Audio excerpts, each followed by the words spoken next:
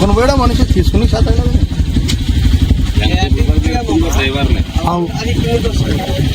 ఇప్పుడు దాంట్లో ఉన్న వాళ్ళు ఎక్కడ తెచ్చారా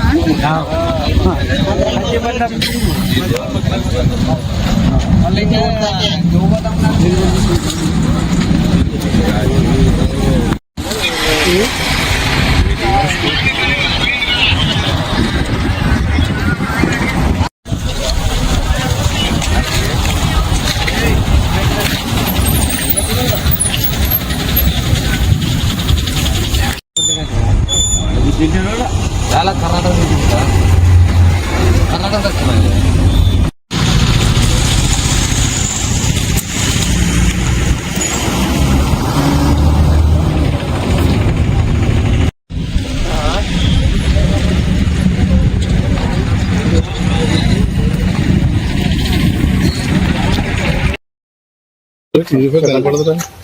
అందరికీ నమస్కారం అండి. ఈరోజు ఎమ్మింగూరు సబ్ డివిజన్ పరిధిలో ధర్మపురం టోల్ ప్లాజా దాటిన తర్వాత ఒక 8 కిలోమీటర్ల తర్వాత చిలకలగొండ గ్రామం దగ్గర NH 167 పైన ఒక ఫ్యాక్టరీ రోడ్ యాక్సిడెంట్ జరిగింది.